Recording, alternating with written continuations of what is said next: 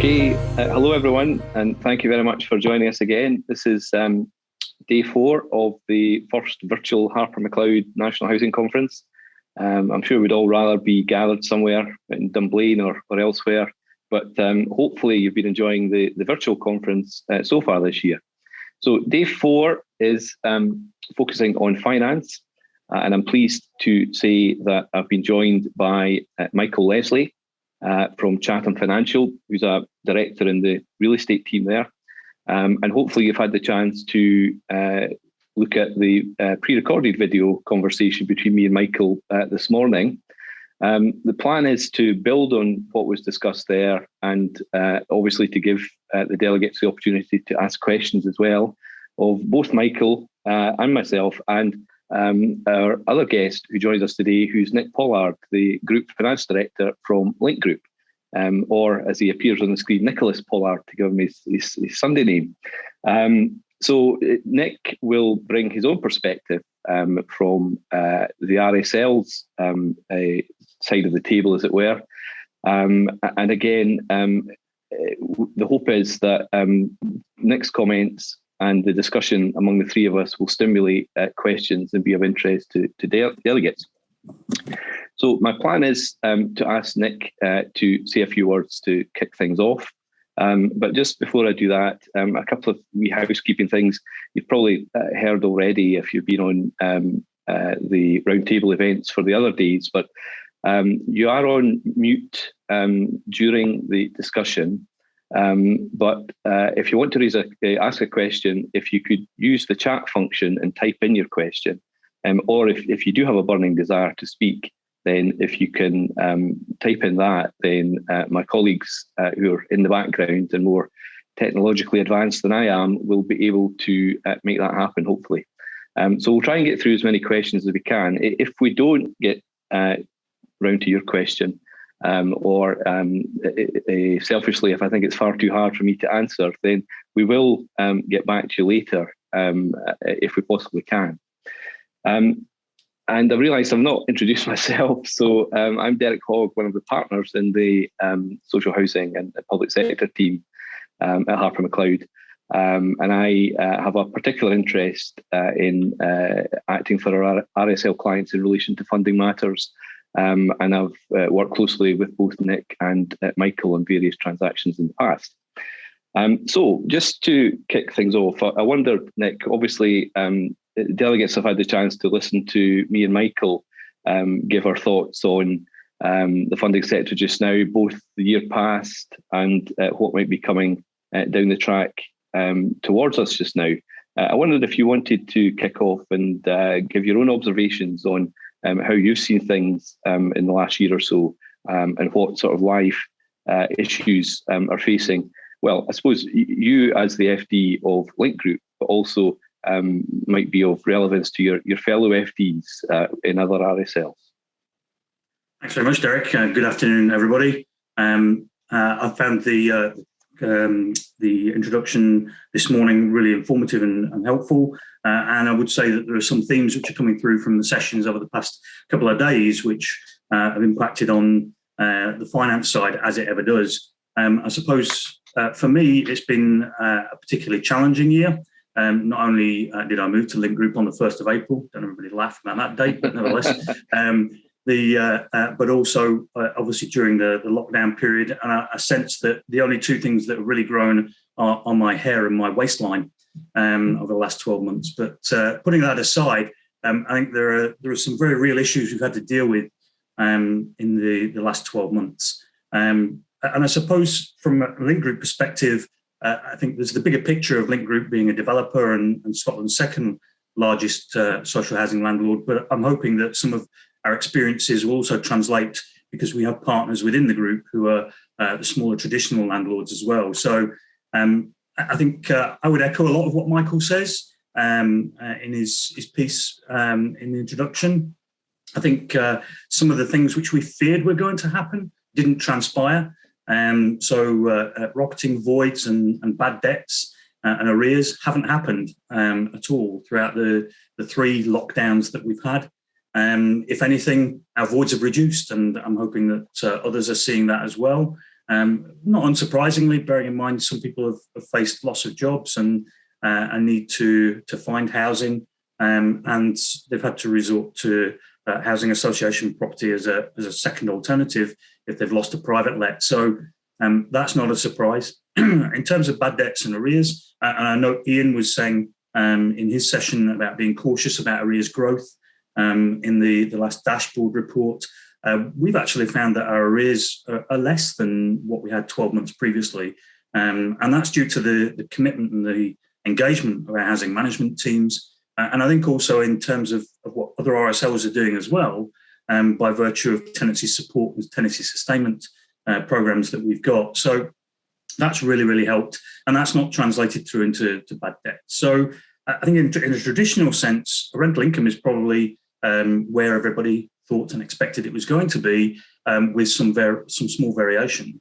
As a developer, however, and those that are developers, that's a different story. And I suppose for me, the original budget that we had for this financial year, we're going to end up where we thought we were going to end up, probably, within some degree of underperformance, probably, but not significant or material.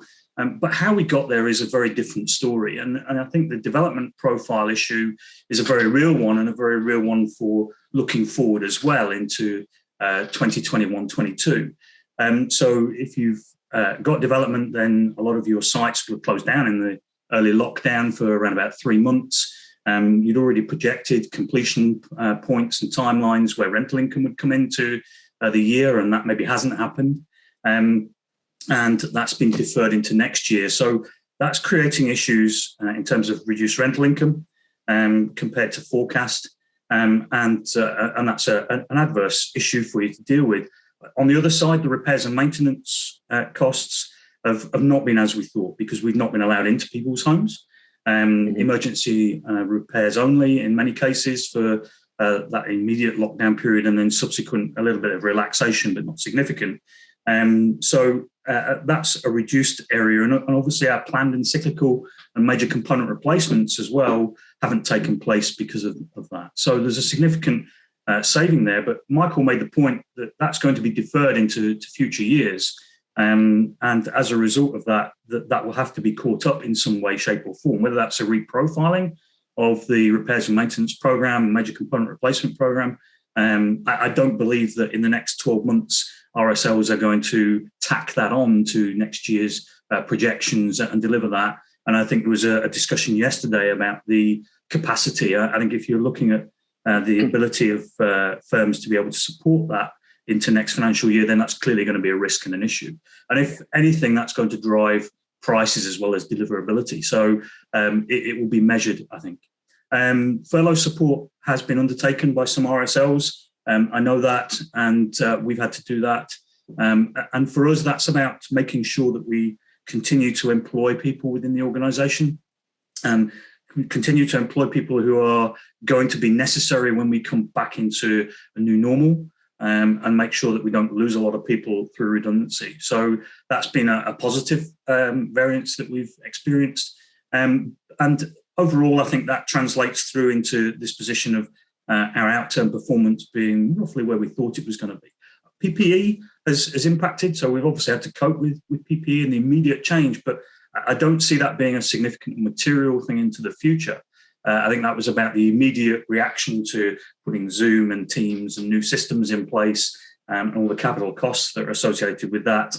There will obviously be ongoing revenue costs as a result, but we're not back yet into offices, and it's not going to happen until the end of April as far as the Scottish area is concerned. So I don't see that being a material adverse implication. I think the treasury management environment, as Michael said, is the one thing which has been a surprise, because it has been very benign. We've had gilt rates at all-time lows, both in the 10-year space and the 30-year space. We've had talk of negative interest rates and the banking sector being asked to make themselves ready for potential negative interest rate implications in their systems. And I think as well, we've seen that margins have tightened.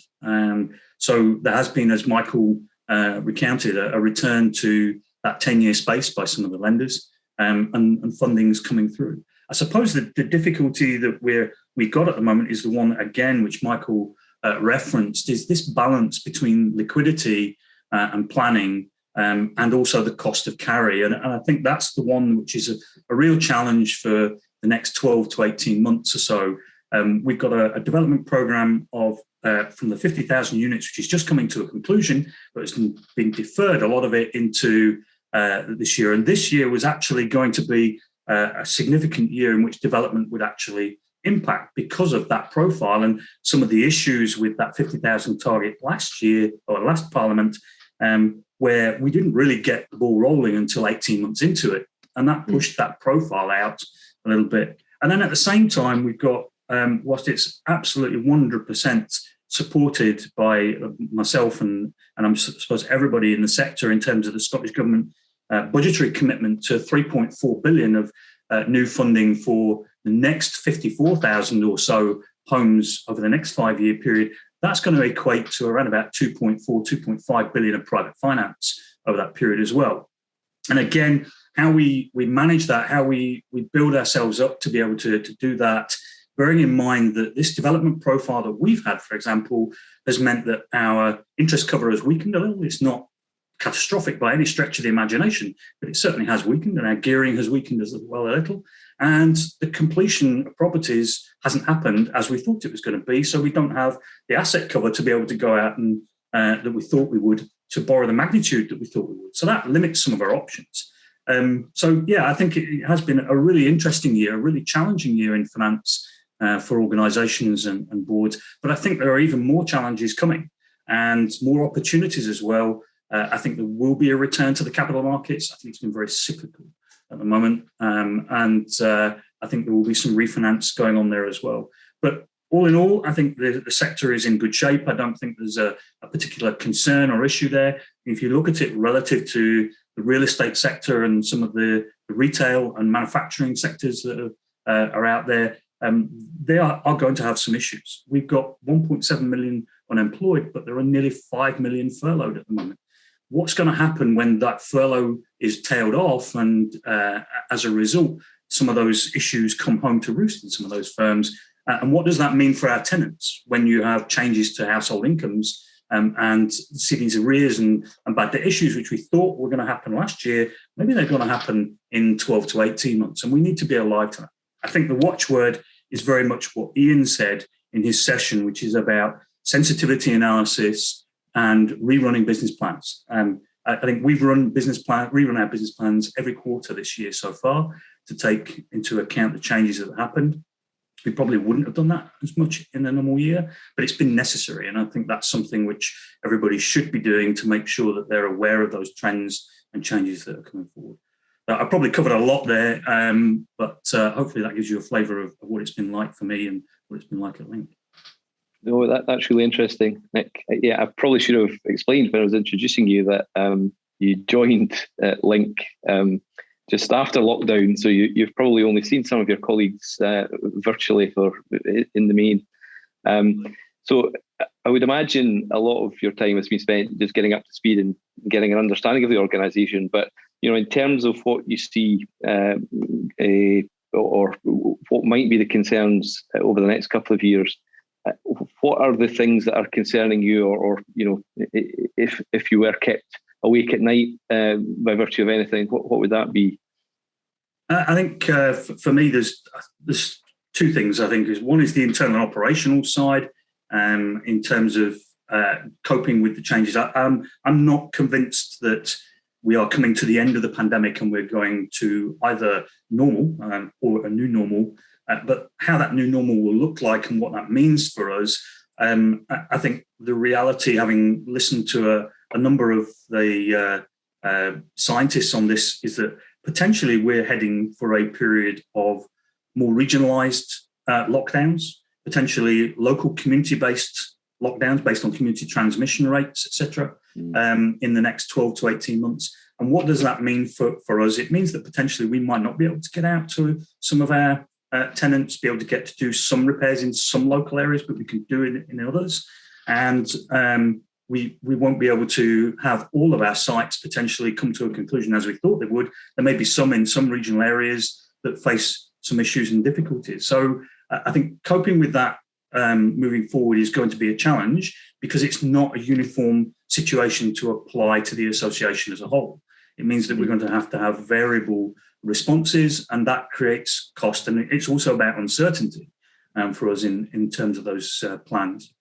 I think as well, the other issue for me is, as I said earlier on, I think the concern about the runoff of furlough scheme and potentially the withdrawal of any additional UC benefits to our tenants will place some of our tenants in some difficulty, and will that actually translate into rising arrears and voids and bad debt? So although we've had that 12-month period where it's not actually come through, is this going to come through in the next 12 to 18 months? So vigilance is going to be important, and also a commitment to ongoing tenancy sustainment and tenancy support during that period is really important.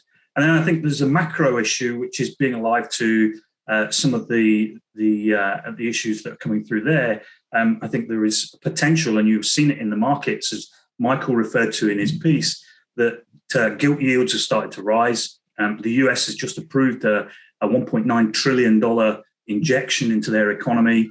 The UK financial stimulus, both on a monetary basis and a fiscal basis, is ongoing for some time, but then there will be a tightening, and how that tightening impacts. And I think the issue for me is inflation going to rocket over the next 12 to 18 months? We've been very much protected from Brexit, as Michael referenced as well. I think the fact that we've not been as consuming as much as an economy over the last 3 to 6 months has meant that that issue of supply of materials is not been a problem. But you've also seen commodity prices and energy prices rising quite steeply at the moment. When you factor that into potential inflationary concerns, the spectre of inflationary cost growth across our business is quite significant. There was an interesting point I was looking at this morning, which is if you look at the ONS statistics for construction costs, you will see that at the moment they're doddering around -1, +1, 1.5 for repairs and maintenance, and 1 on the new build. But if you look at back at that over the last 2 or 3 years, there's an average 3.5 to 4.5% growth rate in construction industry costs. So if you then add that back into, that's the norm that you would expect, plus all of these other issues about material supply and availability, getting production back up and running, which will have a tail in the process, I can see those costs rising quite significantly. And that will affect our ability to deliver the repairs and maintenance as we want to, and also the new build. So they're probably the 3 things at the moment that are affecting me keeping asleep. Not that I sleep much anyway. But that's part of it. Thanks, Nick. I'll maybe bring you in, Michael, just to respond to points Nick was making there. I know you touched on inflation, potentially being something that is coming down the track, and we'll have to be aware of and I guess try and accommodate or react to. I don't know what you would be advising housing associations to do in light of that. Well, I mean, thanks. And again, good afternoon, everyone. It's lovely to speak to you all today. I would. I mean, obviously, we touched upon it in our session, Derek, and I would really echo Nick's comments that it seems unusual. It almost seems counterintuitive talking about inflation in the current environment where we have what should be so much capacity in the economy, given not just, as Nick's highlighted, unemployment, but actual underutilization, which is a statistic which is far harder for economists to measure. But as Nick said, and as we discussed, Derek, there has been this huge stimulus nationally and internationally injected into the economy on the back of, let's forget, a program which was never really unwound after the financial crisis in terms of quantitative easing. So there is a huge amount of inflationary pressure in there. However, rather in the same way that Nick's just referred to kind of ongoing localized lockdowns, I think that what we'll kind of see going forward is almost very sector specific, almost even product specific inflation. And I mean, one of the issues that if you follow the kind of economic press at the minute is statistics really, for the course of the last 12 months or so, haven't quite been meaningless, but it's been very difficult to interpret them because the swings have been so great. So when you're comparing where we are in terms of inflation this year to where we are last year, you have to think about, well, what were the deflationary pressures last year? It's a year-on-year measure. What's brought us to where we are just now? In terms of the impact on housing associations, I mean, again, Nick's already echoed Ian's comments around sensitivities.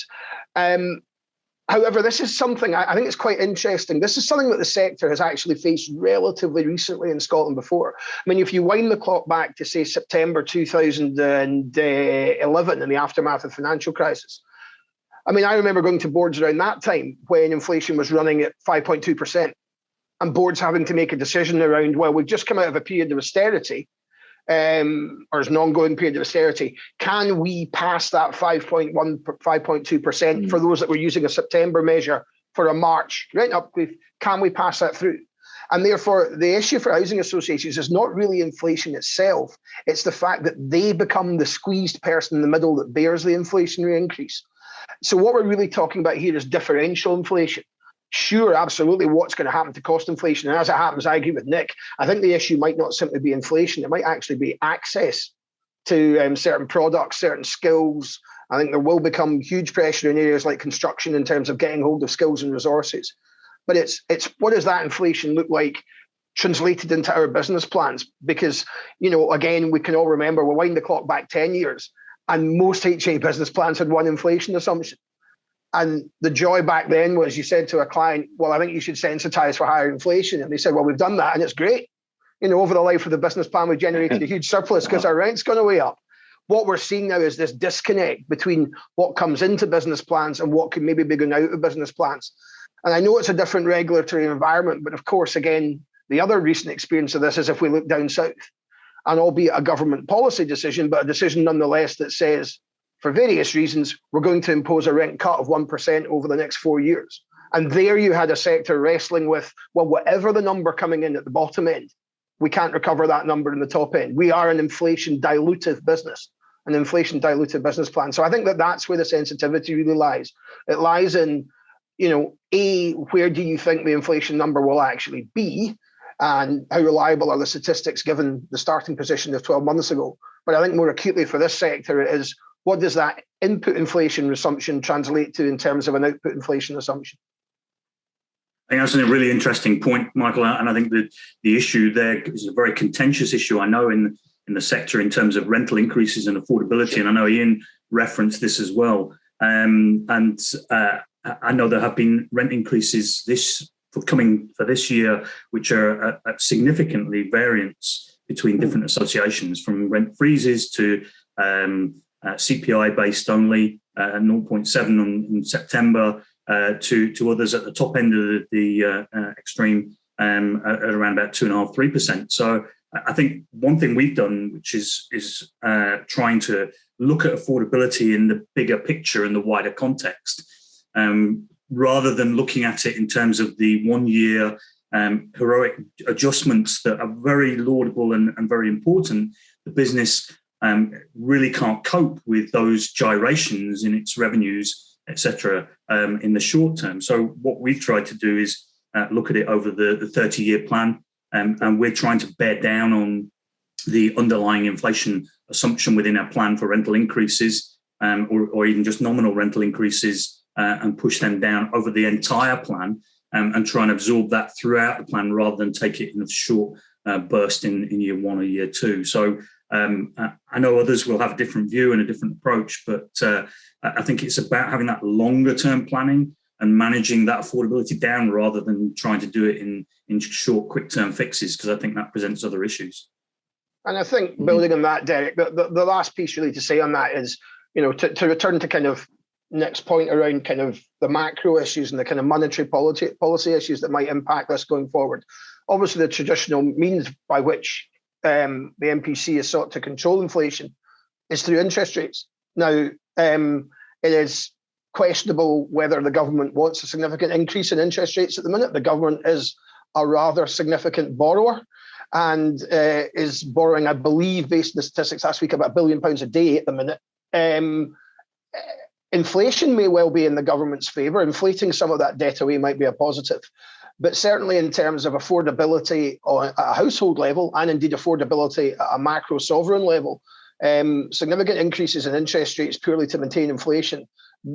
Certainly the MPC is obviously independent, but there are strong political reasons for why that might not be desirable at the minute. So whatever your inflation assumptions and sensitivities are, you should also be looking at the floating interest rate assumption, although we have all got very used to an extended period of low interest rates.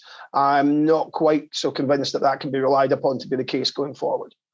I mean, as Nick has said, any of the movement really today, sorry, Nick, with a slight delay. Nick's quite right in saying that at the minute where that's taking place is at the medium to longer end of the gilt curve. But, as that begins to shorten and shorten, or as volatility comes into the short term, I think it's reasonable to assume that if we're concerned about inflation, we should also be concerned ultimately about interest rates. Yeah, I think you're right, Michael. It's been an environment where it's not really been necessary to make many decisions about fixing and floating, or permutations of those, because it's just been such a low rate environment. Just in terms of dealing with funders, and Nick, you've obviously got good experience of this, both in terms of having done private placements with institutional investors and having relationships with a number of different banks. How have you found? I know Michael and I were saying in the video that that it has been a fairly benign environment, and the lenders have been generally supportive. But I just wondered if you had a sense that they're paying closer attention to the performance of your business just now, or are likely to do going forward, and also maybe whether you see any major differences between the approaches of conventional banks compared to institutional investors in terms of how they manage your relationship, and indeed what you would see as the pros and cons of each. Yeah. So I think obviously the private placement and capital markets side, as Michael referenced, I think in his piece, is maybe not seen as much activity in the last 12 months. I don't think that's a cause for concern or worry. I think the reality is that the Scottish RSLs went through a period over the last 2 or 3 years in procuring capital markets funding, and there was some strong appetite. I think there is a real issue that Scotland has to get to grips with in terms of capital markets in selling their story. And whilst I know Michael said about safe haven status and some people not liking that term, we are. In fact, if anything, the Scottish sector is a higher safe haven status as a subgroup of the social housing sector in the UK, because of the nature of the grant that we get for development, the lack of exposure to property sales. And if you're looking at the moment in terms of some of the statistics about earnings multiples for house purchases down south and in England in comparison to Scotland, significantly less. And the spectre of rising interest rates with those people that have got 12 times earnings in terms of some of their borrowing is probably a real issue. So I think the sector in Scotland is absolutely one which investors want to be involved with. I think it's incumbent on us to explain away the issue of potentially the independence element that's there. That always comes up as a barrier, but I think if you're pretty clear about that with people, then that can be overcome. And I think there is absolutely investment appetite from the capital market sector. I think what's got to be understood here is that with currently interest rates over the last year or two that have been so low, yield is important. And as a result, people are looking for organisations like us, which have pretty safe revenue streams, cash-based revenue streams, the grant funding, as I mentioned, and to be honest, which is a non-default sector. I know people don't like saying that, but it is a non-default sector. And as a result of that, the regulator's absolutely right in terms of saying that they add value to that process, but a lot of people don't understand the differences between the English regulatory regime and the Scottish regulatory regime, and it's incumbent on us to explain that to investors and to make sure they're aware. So I think there is appetite out there. I've been speaking to a couple of our partners, and they have interest. I suppose the question is, we come back to that point which Michael made about the balance between liquidity and long-term fixed rate funding, which at the end of the day is beating all of our business planning assumptions at the moment. Absolutely. even though we've had a rise in recent weeks in gilt yield rates. So I think that's an important point. In terms of the bilateral funders, I think there's been a bit of a shift there as well. So over time, there are some organisations, for their own reasons, whether they've been acquired by other organisations or whether their focus has changed, their exposures have changed, and their approach to the sector is a little different to what it was before. So some of those funders that we used to go to in the last 10 years or so are maybe not got as much of an appetite. There are a few, however, and they're becoming a smaller number who are absolutely committed to that. And a number of those see that very much linking in with their corporate social responsibilities as organisations in terms of what we do. So it ticks not just the funding box and all of the other boxes that I talked about earlier with capital markets for bilaterals, it also ticks a CSR obligation as well. So I think that's why we've seen margins tighten and some of the interest in that medium-term space of the 10-year space that Michael talked about coming back in. And that's very welcome. And it's very welcome because I don't think in the current climate, it's a one-size-fits-all. The capital markets cannot, and particularly in Scotland, by virtue of the structure of its diverse nature of housing associations. And I think I've said before, out of 150, 160 associations, 130 of them are less than 1,000 units in size. And I'm afraid size does matter here in terms of the ability to get margins and rates and terms which are appropriate, and also to be able to deal with the capital market. So aggregators, as Michael referenced, I think are starting to come back in as well. So I think that's really useful.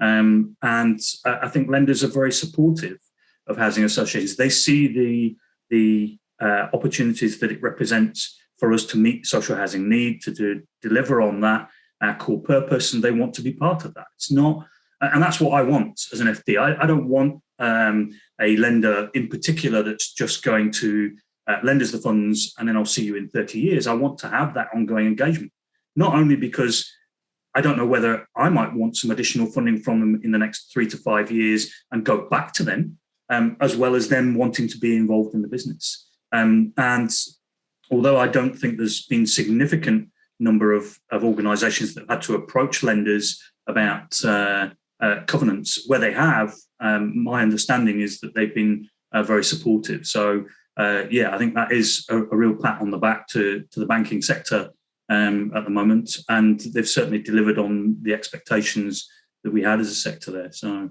yeah. Thanks, Nick. We'll see if there's any questions in a moment, but have you got any further thoughts, Michael, in relation to the question I asked there? Just very, very briefly, I think it highlights one issue that we discussed, Eric, and one issue that Nick's already referred to. I think the first thing really is around investor relations. And it's something that the sector's not really had to take that seriously to date so far. But you are seeing organisations place an increasing amount of time on relations with institutions as well as their banks. As Nick said, it's not only about selling the credit story, which is a positive one, it's about maintaining that relationship going forward. The only thing that we mentioned there, which I would flag, and Nick's quite right, that in this current year, I'm certainly not aware of a huge number of borrowers that have had to go to the banks to seek covenant waivers. But I think one thing that this has highlighted is, I'll choose my words very carefully. Those that have heard me speak before know that this is one of my little pet peeves. I think it has highlighted the limitations of EBITDA MRI in the sector, a sector that tends to have very large cyclical maintenance bills. The way that I would put it, if I was standing up in front of a board now doing a board training session, is what EBITDA brings with it is it's not how much you spend, it's when you spend it as well. And one, as Nick's just said, a lot of people at the start of this thought this was 3 months. Then they thought it was 6 months. Now we're having to think about what's the impact on next year and potentially the year after. We are aware of a number of organisations that have already opened up those discussions, and it's not about this year. It's about 2021, 22, 2022, 23, and how, very prudent treasury management just saying, look, we have promises to tenants. We have a backlog now of work that has to be carried out. This is how we'd like to do it. Will you work with us? I'm certainly not going to promise this across the sector, but I think it is interesting that in some of the larger mandates down south, you are seeing a small number of lenders and investors now prepared to go back, albeit on different covenant levels, but go back to pure EBITDA. And as I said, the way I would characterize this in a piece of board training is it really has brought home that it's not just about how much you spend, it's very much about when you spend it. And simply taking the view that, well, we couldn't spend that £2 million this year, we'll just simply roll it into next. It's slightly more complicated than that. And it may have taken this to kind of really bring that home. But I would certainly be recommending to anyone that, you do, when you're looking at your forecast for the next couple of years, if there's a discussion to be had with your lenders, have it now while things are pretty rosy in terms of treasury balances and cash balances. I appreciate the outside world, as I said, is challenging, but have that discussion now, because you will not be alone. That's a discussion that many people are starting to have. And for someone that's quite happy to take a pop at the banks when they deserve it, I must say that, as we said in our discussion, the banks to date have been incredibly supportive in my experience. And long may that continue. So, if you feel you need to have that discussion, as I said, I would kick that off sooner rather than later. Yeah, I think I would agree with that, Michael. We've got a few clients who've agreed relaxations with their lenders that we're documenting just now. But absolutely, you want to have that discussion when you can explain your position and things are generally stable and rosy, rather than in more difficult times when the banks, for reasons of their own, might be less inclined to be understanding. If anyone does have any questions, please type them in. I'm not aware that we've got any so far, so I'll ask one to both of you, if I may. And it's something that I've only recently become or started to be more aware of, and that's the talk about ESG funding, which I believe is environmental, social and governance as an acronym. I wondered if, maybe start with you, Michael, if you could explain what that is and what the benefits of it might be for RSLs in terms of attractive funding terms. Surely. I think, as probably Nick will go on to explain, this really comes at the sector from two angles. The first, which I'll leave to Nick, because I know he has some recent experience of it, is that this is very much part of banks' agendas as well. As Nick said, there's the corporate social responsibility piece. And in the last couple of tenders we've run, the banks are very keen to stress their own CSR credentials and the fact that they would like to work with social housing borrowers on their ESG agenda. And by their very nature, social housing is well placed to take advantage of that. So if I may, I'll park that because I know that's something that Nick is looking to speak about. From a purely treasury perspective, though, again, this is fairly early stage. There's probably two strands to it. The first is one of reporting. And again, coming back to this issue of investor relations, certainly in some of the larger borrowers, we are seeing either proactively borrowers go out and seek independent verification of their kind of ESG programs and their ESG targets. And that's, again, about communications with lenders and investors. The other piece is that starting to come through, tentative, but starting to come through, is a tangible pricing difference attached to some of this. If you can qualify, quote unquote, for the lender's ESG pot, there can sometimes be an actual price differential to be had. Now, of course, we have to be upfront and honest and say, what would that pricing have looked like without that reference? I mean, is it a genuine discount or have they just moved? But I think in a competitive situation where there's another of lenders interested, you can apply some transparency to that. But I mean, even as recently as this week, I'm kind of casting my eye to the other screen now.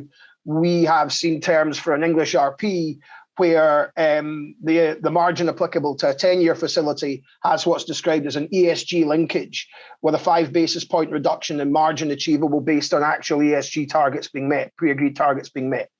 So again, that brings you back to how do you report it? How do you evidence that? But that's, starting to see real tangible pricing differential applied to those borrowers that can demonstrate their ESG credentials and qualify accordingly for the bank's ESG scheme. So yeah, I think it's something that really should be at the forefront. Because of the nature of HAs, they have a really good story to tell around this issue. But for that, I'm probably best to pass you over to somebody that actually works in one. So I'll hand over to Nick just now. I was going to say, Nick, you've got a story to tell in terms of what Link are looking to achieve from an ESG perspective. Yeah, absolutely, Derek, and thanks for that, Michael. I think the reality is, so Link Group has achieved the Ritterveld certification. I think we're the only Scottish RSL that has that sustainability certification at this point in time. And we're really proud of that and our sustainability strategy as an organisation to move that forward. But I suppose that's the start of the process. And I think it's important to understand that the certification in itself is at a very high level, the umbrella analysis. And to be honest, for a lot of associations, it's going to be relatively easy to achieve. At the end of the day, are you environmental, social, and governance oriented as entities? Well, look at yourselves in comparison to commercial organisations. Absolutely, we're committed to environmental sustainability in everything we do in terms of development and construction. Some of the materials we use, some of the innovation that we use, and we talked yesterday about passive house and things like that. So that's a relatively easy ask to demonstrate. And in terms of processes, we're committed to that in the future. As far as social is concerned, 100%, because obviously of our nature, our core purpose, charitable objectives and charitable status for another one, and the need to meet social housing objectives of need and demand absolutely puts us in that box, together with homelessness alleviation and also some of the wider role activities that we undertake as well. So again, it's a relatively easy ask. As far as governance is concerned, we're highly regulated. I've always said that we're probably more highly regulated than any other sector or any other industry in the UK. And that's not a pop at Ian and his colleagues at all. I think that is just a fact. We have multiple regulators across the different activities which we operate in, making sure that we're delivering services of very high standard and very high quality. And in terms of governance of the organisations, we have quite a strong level of embedding of good corporate governance within the sector. Again, we can point to non-default sector and the amount of training, etc. I'd love to get us into a point where we have governance certification. That's one of my other issues over the last 12 months or so, where board members meet a minimum standard for that, and that's really important. But overall, I think we would meet those ESG tests relatively simply. However, funding isn't necessarily about meeting all of those tests. It's about what is your baseline position and where are you then going to get to over the next 5-10 years or the term of your funding, for example. So at the moment, it's either very much proceeds based, i.e. are you using it for a purpose which is ESG related in terms of funding, or is it KPI based in terms of your performance metrics? One of the big issues that I think we're going to struggle with in terms of getting to grips with this is that unlike the RPs in England, where you're starting to see several bond issues and public bond, private placements and bilaterals coming out with ESG linkages, etc., we don't have a sustainability reporting standard. So the sustainability reporting standard that's been produced by the Good Economy is very, very good and ticks all of the boxes, but it's absolutely 100% related to the English circumstance. It mentions RPs, the English regulator, decent home standards, and we've got more than that. We've got the SHQS, we've got EASH1, EASH2, and anything else that might come in terms of legislative standards. And you'll have seen the announcement today that the Scottish Government is looking further at that in terms of quality of housing moving forward. So I think that's a real issue that we need to, for want of better terminology, and it's odd an Englishman saying this, but we need to badge it with a saltire here and make sure that there is a sustainability reporting standard that we can all sign up to. Why is that important? Because, Nick says it in Link, and there are other large developing landlords that will take that forward. But the reality is that this isn't going away. This isn't something which is a fad. This is something which is going to happen now and for the future. So I can see not only large loans being ESG linked, but I can see a lot of the other smaller banks, some of the ones serving the smaller associations, actually linking that in with their responsibilities and expectations. So some of the smaller lenders, which are renowned for the social ethos commitment in terms of lending, I think they will build into some of their agreements these ESG commitments and requirements. And that's important because they get a benefit out of that. I was talking about the CSR part earlier on, but actually I saw some data the other day which suggested that non-ESG lending compared to ESG lending over the last 12 months or so has a spread differential of around about 25 to 27 basis points. So that's important. That's when you're talking of the size of borrowing that we were talking about for new development for the next 5 years, then 2.4 billion, 25 basis points. Michael will do the maths and tell me how much that equates to, just because I haven't got access to a calculator, Michael. Neither do I, Nick. So I think it's a significant sum which can then be reinvested into to housing and social purpose. And that's what's important here, I think. Yeah. And I don't want to pick Nick up on anything in particular, but I think it's really interesting. Two things I would say again, if I was up in front of my board just now. If you listen to what Nick said there, he has said, we should be able to get there. It should be relatively straightforward for the sector. But what I would say is that social is not enough. Simply being social housing is not enough. So Nick said it's relatively straightforward and has then listed all the wonderful things that Link does that he's already thought about that help demonstrate that go above and beyond. And one of the things I would recommend the board to do, and I know governance was not our session, this is a cracking topic for your board away day, because what this actually comes down to is what are we here for? If the way that we're going to demonstrate is the great work we do in the community, the access and support, employability work, disability access, all these great things that housing associations do, if you as a board start churning that over in your mind, you really do start to get that kind of critical question around, well, what are we here to achieve? That's the stuff that demonstrates the ESG. The fact that not only do you do all these extra things, but you've thought about it and documented it as part of your practices, as part of your principles. I think that will go a long way to the very valid point that Nick raises, that at the minute, it's a bit piecemeal in terms of how this is collated together and how it is reported, but I think that is important. I think the other thing we shouldn't be naive about is, you're tapping into a banking sector that has a vested interest in this. I have been involved in one recent discussion with a lender, where the lender has said, ESG, have you considered using electric vans? Our asset finance people would be delighted to speak to you about electric vans. I mean, there are opportunities here for the banks, but the banks have an agenda to pick. So why don't we as a sector make it as easy as possible for the banks to tick that box? And a lot of what Nick's saying there is just really practical. I mean, it's real, and it is really worth an hour at your next board away day saying, if someone was to turn up today from the regulator, from our lender, stakeholder, whoever it might be, and say, demonstrate your ESG credentials, what would you say? Because that's a question that you will definitely be asked in the coming years.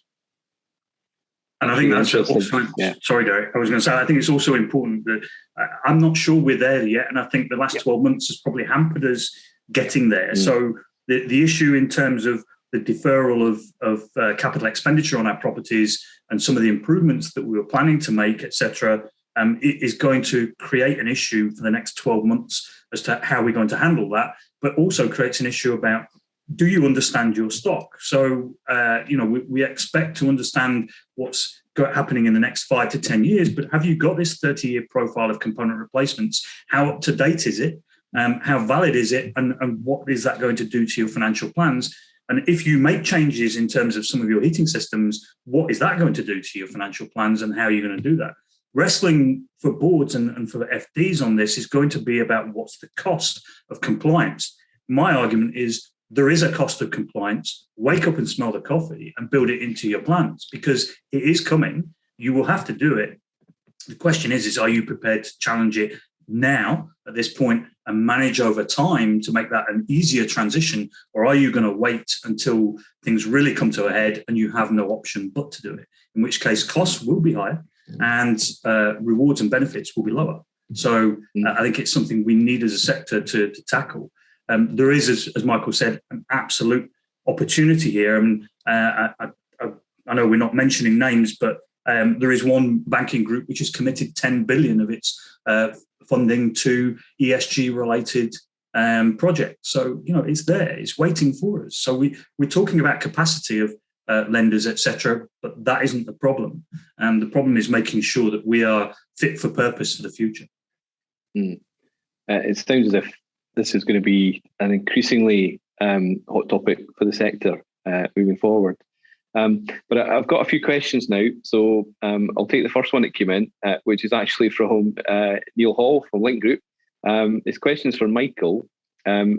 Is Michael aware of some investors who seek a Scottish premium in the credit spread if Scotland became independent, and further if Scotland had its own currency? Thoughts on that, Michael? I'm sorry, I can't actually see that question, but I'm more than happy to answer it. I can see a series of questions, but I couldn't see that one.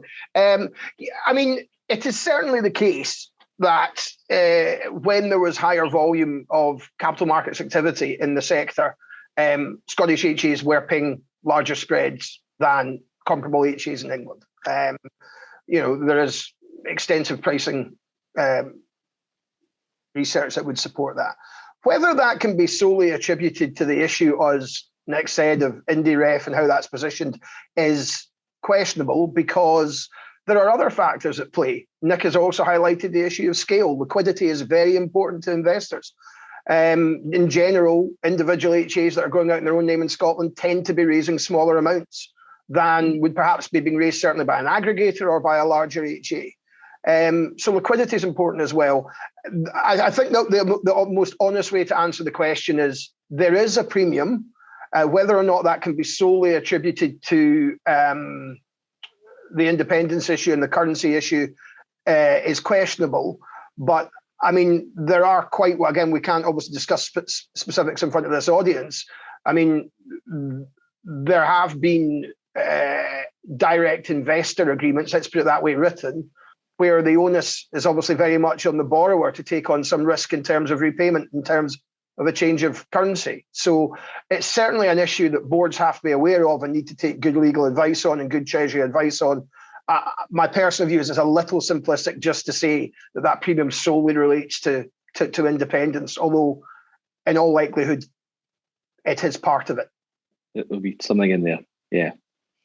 Okay, thank you, Michael. The next question is probably for both of you. It's from Susan Gray at Catlin Housing Association. As discussed, the impact of delayed maintenance costs could be significant. In addition to this, we have additional costs coming from ISH 2 and other requirements for fire safety, sprinkler systems and new builds, etc. Do you have any comments on the impact of ISH 2? You want to start, Nick? Yeah, thanks. I think, yes, there are financial implications as a result of that. I think the deferral on the installation of some fire changes in terms of fire safety this year was very helpful, but it's just pushed the can down the road a little bit. And I think that's one of the issues that we're going to have with capacity. Are we going to be able to deliver all of those fire safety alarms, etc., that have got to be installed in the next period? And can we get hold of the right products to be able to do it? In terms of whether there are any issues with it, I think the reality for me here is I'm actually going to go away from the finance part and say we can't afford not to. Safety of tenants is paramount. Fire safety in Scotland, whether it be in multis or whether it be in blocks, tenement blocks, etc., we cannot ignore it as a sector. And I think it's something we need to consider. What is our priority here? And I know there are lots of competing priorities, but fire safety has to be one that rises to the very, very top. And we commit resources to make that happen over the next 12 months to 18 months. The wider issue of ISH and environmental efficiency is an important one, but potentially, I suppose it's where we need to build in from yesterday's session in terms of solutions which reduce the fuel poverty implications for our tenants who are on very low incomes, and also the quality of the buildings which we produce. And again, going back to full circle to the ESG standard in terms of environmental and sustainable development, building that into our plans moving forward. These things are all interlinked. So I think that's an important area to focus on, yeah. Mm-hmm. You got any thoughts, Michael? I mean, not particularly, other than I think Nick just drew a very important distinction here between fire safety and niche. From a positive perspective, if there is such a thing in fire safety, again, this was, if you like, the precedent for COVID carve-outs. So the most significant effect really in housing in the UK in the last 30 years is Grenfell. And the post, in terms of the Treasury, so it's very difficult, obviously, to dissociate the wider impact of that from the Treasury impact. But the Treasury impact was that, as with this was the thing that was the precursor that the banks are very happy to carve out of covenants. So lenders, so borrowers that need to make this expenditure should not be worried about what is my lender's reaction to this going to be. We have extensive experience of negotiating these things out. There is precedent set across nearly every major lender. That deals with it from a Treasury perspective. It doesn't deal with it from a where does the money come from perspective, which is obviously the wider public policy issue. And I think that the only comment I would make is that that second part is really where we stand at the minute with these two, which is the outline that's been made just now will require significant expenditure across the whole sector. Now, let's completely hypothetically pick a number out of the air and say that could be anywhere in the region of, say, 5, 6, 7, 8,000 pounds a unit. We don't know, but let's assume that's a guess. On average, therefore, that's someone putting 50% onto their debt per unit. Mm-hmm. Now, I don't know a business plan that can accommodate that. So the sequence of questions that I would go in is then, what does this each look like? How much is it going to cost? Critically, how is it going to be funded? But borrowers should not worry about the Treasury implications of it. This is not something that individual RSLs can go out and do on their own. It's a public policy issue. So Nick is absolutely right. And I am one of the most, I'm a Scottish chartered accountant. I'm paid to be pessimistic and conservative with a small c. But I would caution against borrowers throwing each expenditure into their business plans now on the very good grounds of it's coming and we want to be prudent, we want to prepare for it, until such expenditure is better defined, both in terms of time and cost, and critically, what kind of grant funding is going to be available, who's going to pay for it. I do have a worry that putting this in arbitrarily could break a number of business plans. So I think there's a real immediate priority, which Nick has highlighted, around fire safety. I think the longer term piece around ISH is one which is very nuanced in terms of how it will actually be reflected in business plans and how it will be paid for.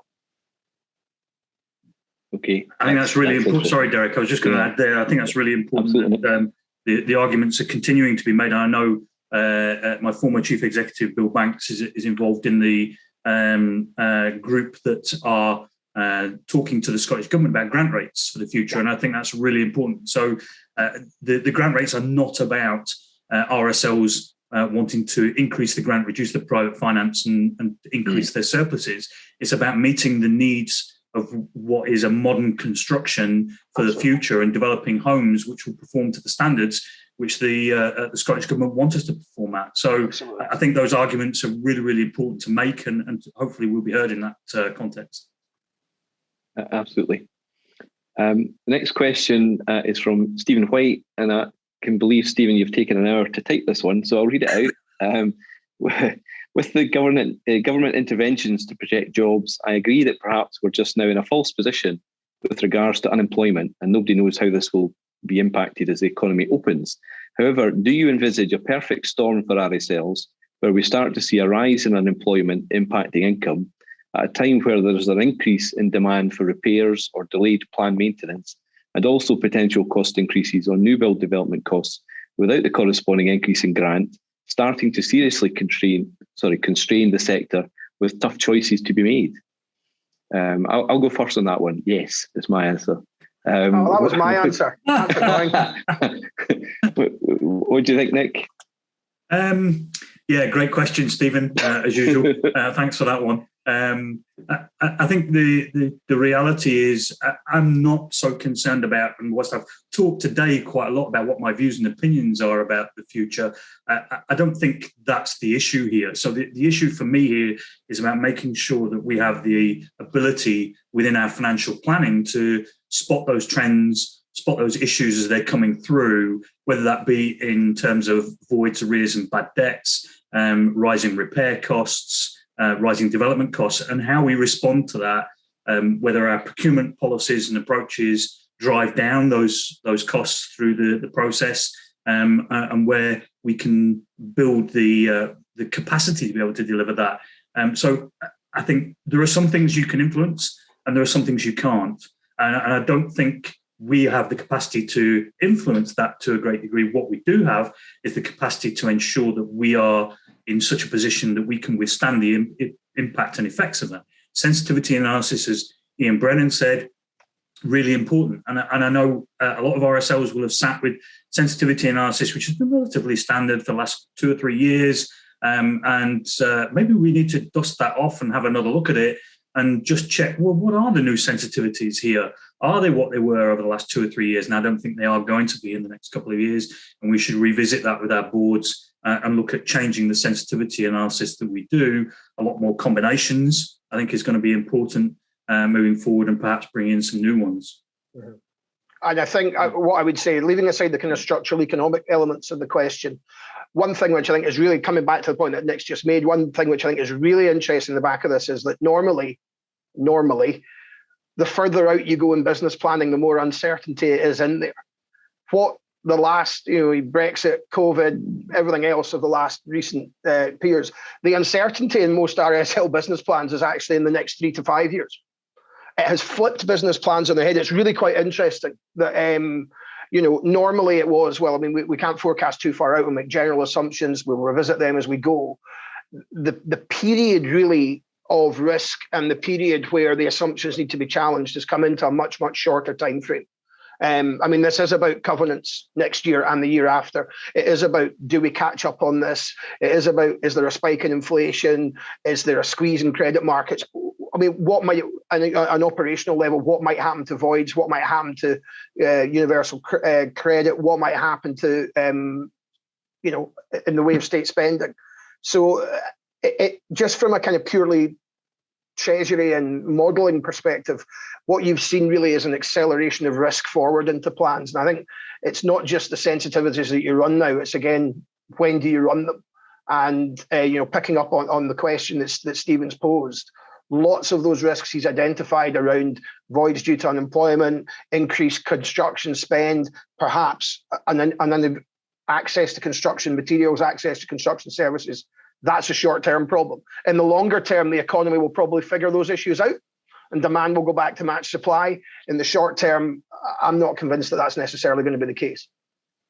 I think also it's probably underlying Stephen's point is, and I'm sure he'll be mindful of this. I know he was at the presentation yesterday and there was a question surrounding this, but with Ewan. But are there other opportunities? Can we do development of affordable housing in a different way? And is it subject to the traditional private finance mix that we've got, or are there other investors and other opportunities?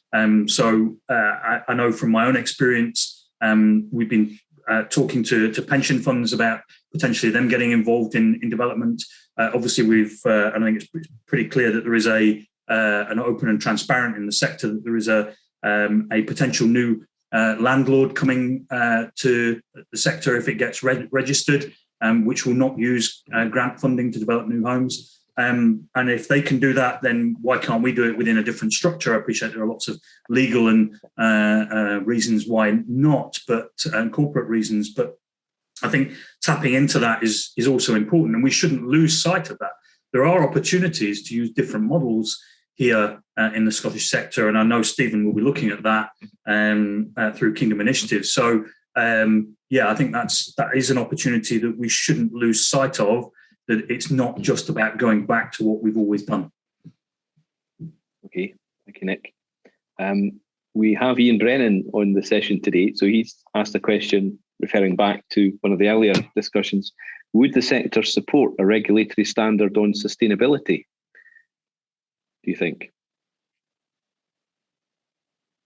I'll go first. I think it's already there, Ian, isn't it? I think by virtue of the regulatory standards that you have, then there is an expectation that we're providing quality services to tenants which meet their needs, and that meet their needs in terms of the wider issues of fuel poverty, financial inclusion, tenancy support, sustainability of their tenancies in the long run. So badging it as a regulatory standard per se, I've got some issues about that in terms of the RP side of things and going to governance standards and league tables that promotes with viability standards and financial standards. But nevertheless, I think it's something that is going to come, and probably that's something which we need to have a dialogue with the regulator about for the future as to how that should look.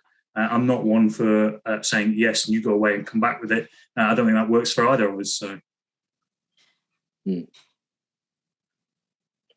Michael, any thoughts? If you don't, feel free to say. No, I mean, I think obviously I would be reluctant to speak for the sector. What I would say is that there is clearly an issue on sustainability, on ESG emerging, whereby large national landlords with the resources can undertake, coming back to the next question around kind of evidencing the work that's being done, can undertake external audits, have the resources to commit to this internally. I think guidance or practical support for smaller HAs to help tap into that would be valuable, in my opinion.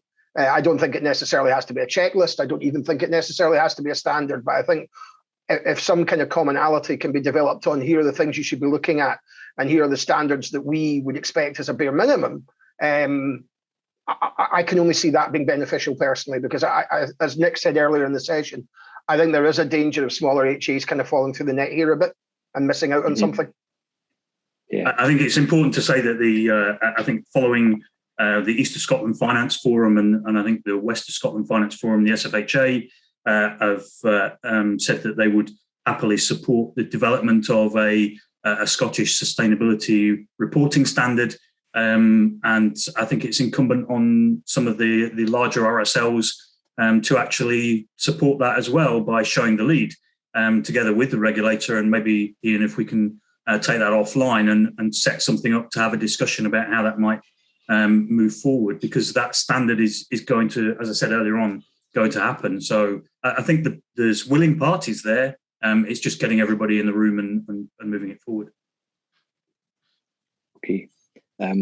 The last question we have just now is from Donald McLeod from Hebridean Housing Partnership. With our tenants ultimately funding all these competing challenges that we've been talking about, how are we possibly going to be able to keep rents affordable? Is this Donald McLeod or is it Ian Brennan that's asking this question? Grants need to be focused on maintaining existing stock as well as new build. What do you think of that, Nick? I think the reality is we have to. So, our product is in demand. It's not facing difficulties or issues in terms of some of the retail sector and the manufacturing sector, etc. So they're very different issues. But our tenants are absolutely, in some cases, not all, but in some cases, those that are most in need. We are established along those lines to meet those objectives, to provide them with high quality social housing at an affordable rent. And affordable rent is really, really important.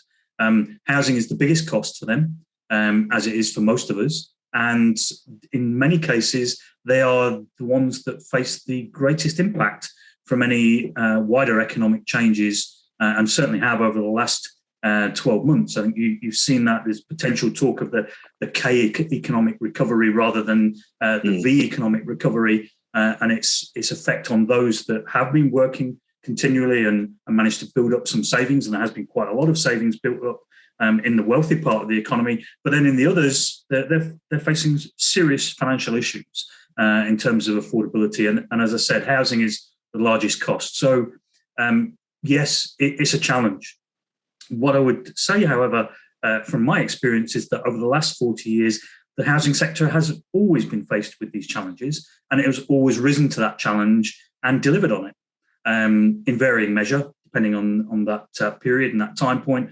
But we have the capacity and we have the will and the ability to do it. So I think it's really something we need to try and deliver.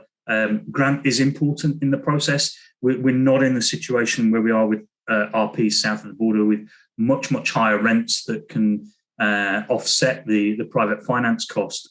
That's not the case in Scotland. And that's one of the nuances of the sector, which we need to make clear is one for investors. But absolutely, I come back to my other point about making sure that rents are not changed on very immediate circumstances, that we actually look at rents across the next 30 years and how can we make them affordable in 5 years' time and in 10 years' time, not necessarily next year, because that isn't helpful from a financial planning perspective and a debt funding perspective.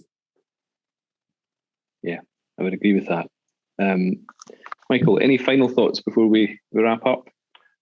No, I mean, certainly, I mean, I echo everything that Nick said in that answer. I mean, I think that, in summary, though, we are coming out of what promised to be one of the most volatile periods, economically, politically, socially, in the post-war period. It's taken a pandemic to expose much of what Nick's just discussed. The fact of the matter, as Nick said, is though there is high demand for the product, if that's the right way of looking at it in this sector. I know that a lot of people don't like that use, but in terms of other things where banks can put their money or where governments can put their money, there is very high demand for this social good. But coming back to the question that the questioner posed, that Donald posed, affordability isn't just something that RSLs can consider, therefore, in their own right. That has to be a political and economic context to that as well. As Nick said, it is about grant, it is about benefits. All these things flow in to how affordable, to your assumptions, which in turn drive what rents you can justify and what rents you can afford. I think the key message for the sector is it has got through this. The next couple of years will be pretty challenging, probably. Again, from a Treasury perspective, I hope some of the operational hurdles have been crossed. But I mean, coming back to the absolute fundamentals, there's high demand here. Somebody has to deliver new housing stock in Scotland. I think, my last word for everyone on the call and for the conference in general would be, we have to make sure that it's us. Because if we don't deliver it, somebody else may. And there is a real opportunity here while bits of the private sector, other classes of real estate are struggling for social housing as a very specialist class of real estate to take the lead, not just in development of social housing, but actually in development of real estate in general throughout Scotland. Mm-hmm. And I think that's probably about as positive a note that the sector should be focused on at the minute.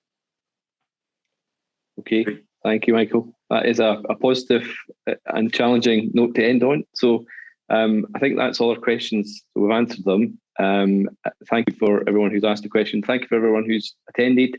I think we'll wrap up now. So I will thank again Michael Leslie and Nick Pollard. Invaluable contributions. I very much found that enjoyable and informative. So thank you very much. Thanks everyone for attending. And thanks, Michael. Hopefully we'll all meet up soon. Have a good afternoon, everybody. Bye now. Hopefully. Thank you. All right.